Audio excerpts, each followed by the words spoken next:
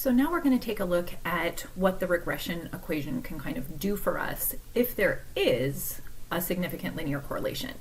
So here's some data from the last section. It is fat consumption and cholesterol level in like 10 subjects, 10 men specifically.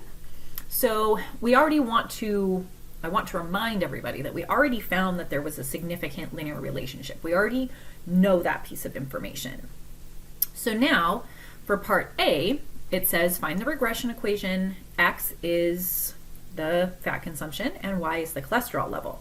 So hopefully you still have that data in your calculator and you want to go to tests, LinReg t-test, and say where that data is. So I have mine in list 1, list 2. So it's basically like you're doing a hypothesis test, but it's just going to give you a lot more information and it's going to give you the information you need.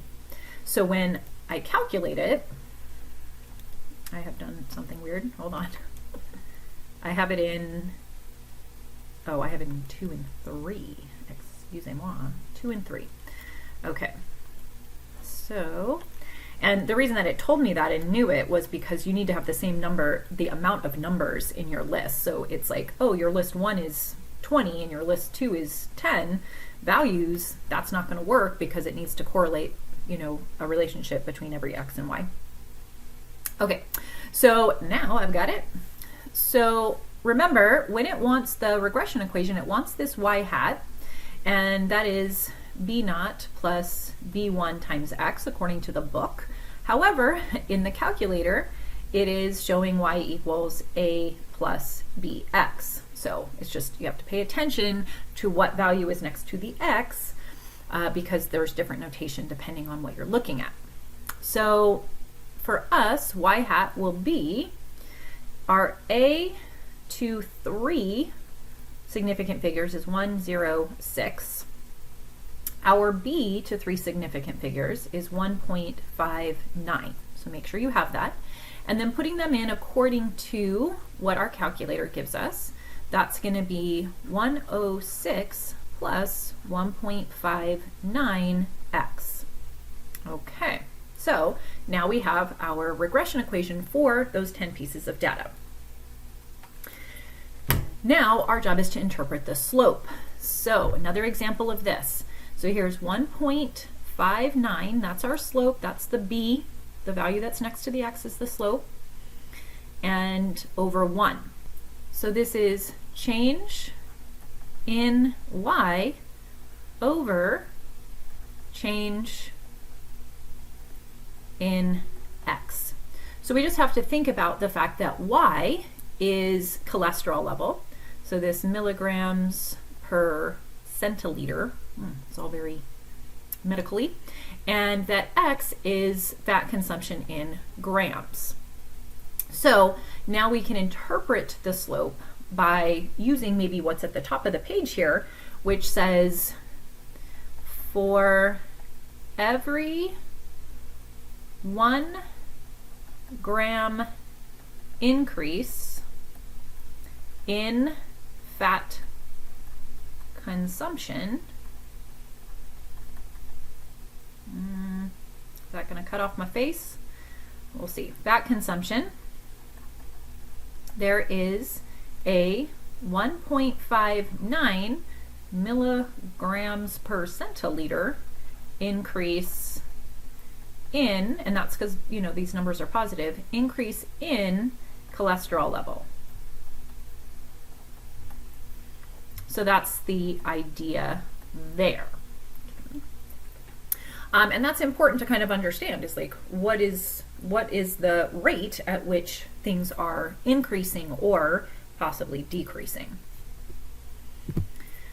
So when it says to predict the cholesterol level of a man who consumes 65 grams of saturated fat per day, we want to bring back the regression equation. And then for many students they kind of remember, well, since X is the number of grams of fat consumed, what we're going to do is we're going to replace our X with 65. And that will allow us to make that prediction. And it's because this line should be predicting the other values within this line and very close to this line. So we do this, we get 209.35. And so what we're saying here is if a person consumes 65 grams of fat per day,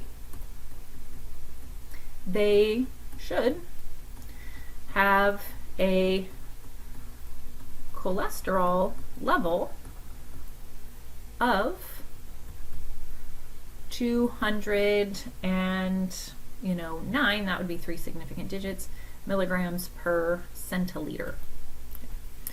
So that's the idea behind that prediction.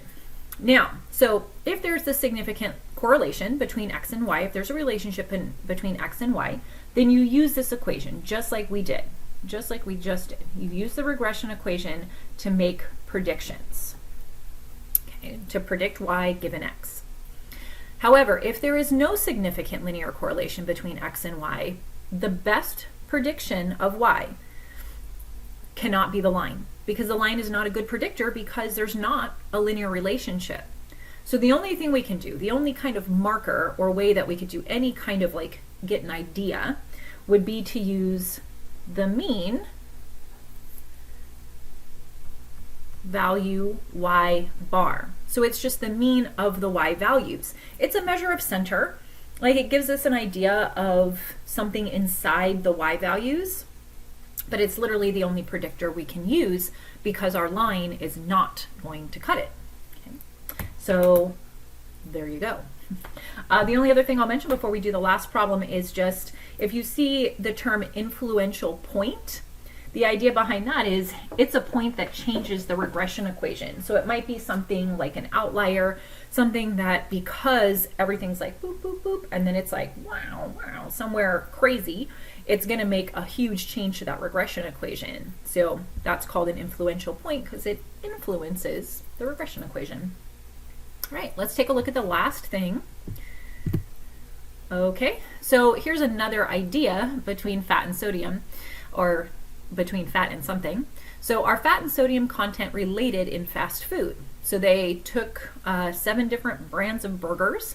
They found out how much fat was in it and how much sodium.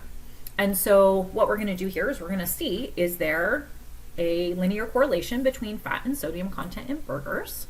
So full on do everything here because we haven't seen this data before. So we want to remember always with linear correlation, either rho equals 0, no linear correlation, or rho is not equal to 0, a linear correlation. We can put our values into our calculator. You can pause if you want to do that and put them in.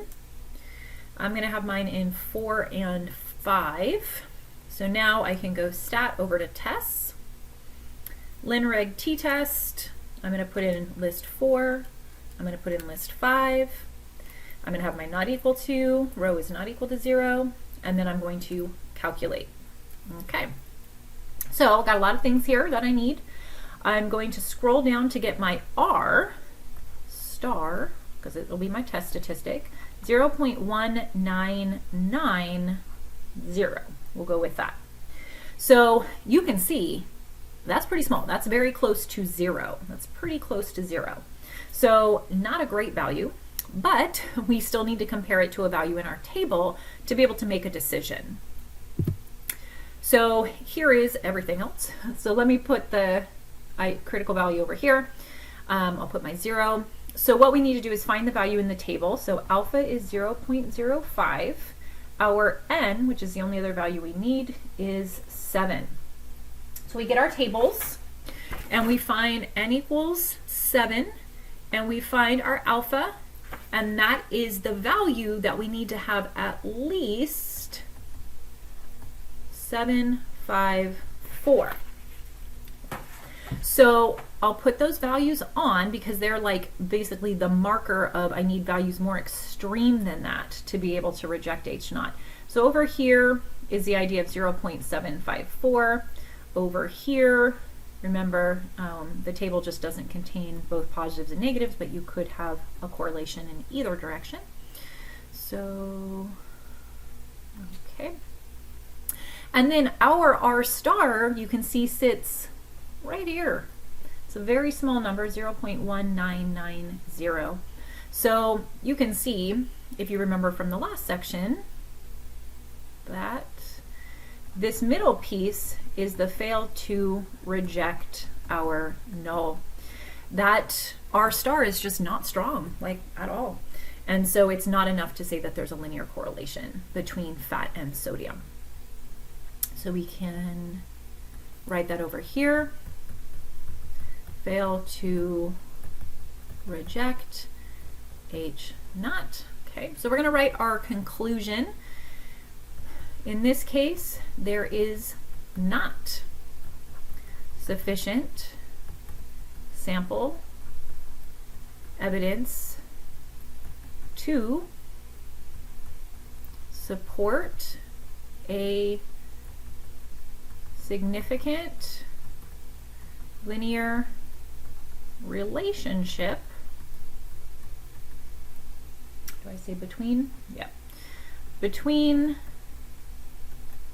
fat and sodium content in burgers. Okay, so great. So we do not have a linear correlation. Now, we can use what we just did in the Lindreich t-test to get our regression equation. So I'm going to write it down. Here's the regression equation. Y hat equals, and it looks like our A is 930 plus, and then our B is 6.08, and that is times X. Okay, so one thing I want you to see is your calculator, it doesn't know if there's a correlation or not. Like, it's just producing numbers for you. So you might be able to find the regression equation. But when this question asks, is it helpful? You need to say no. It is not helpful. Okay. And that's because there's no linear relationship. We don't have a strong linear relationship here. So this best fit line is not going to be a good predictor because those points don't have the relationship that they sit in a line. So it is not helpful because the correlation is not strong enough. Okay, so then when it asks something like predict the sodium level of a burger with 25 grams of fat, and you want to put that 25 grams of fat into the regression equation, you cannot do that, okay? Because that is not a good predictor. So from the last slide, the best, well, 2 slides ago, the best predictor is just the mean of the Y values, the Y bar. So what you can do to find that is, of course, you could find the mean of your Y values. You could add up all the sodium and then divide by 7, the sodium values. Or you could, of course, use your one variable statistics by putting in your list and then just calculating. And I mean, it's going to tell you what the mean is. So my sodium is in list 5. So mine's in list 5. So I'm going to go to list 5 and do one variable stats. And pow, I get that Y bar is 1138.57. So about 1138.6 what's milligrams of sodium. That's all we can do. And if it said 30 grams of fat, same answer. 50 grams of fat, same answer. The whole point of the regression is that there's a relationship between X and Y. So if there's no relationship between X and Y, like you cannot make a prediction using the regression equation. The only thing you can do is just give an idea basically of the center of the data set. So that's what you have to do there. Now, the last thing I'll mention Oh, and here's our correlation coefficient. So on the last one, let me just remind people, our n was 7, our alpha was 0.05. So this is the value that I came up with in the table, if you want to see that. Now here's truly the last slide. So this is just going to let you know how to try to view a scatter plot and your line. And so it's kind of cool because if you can make this happen, you can try it. It's a lot of steps, but you'll see, for example, the fat and sodium, or you could do the fat and the cholesterol level. You'll see those points on a little graph. So it'll show them, and then it'll even show the best fit line too. So try this out. If you have some problems, you can put something in the discussion or come to my office hours and we'll see if we can make it happen.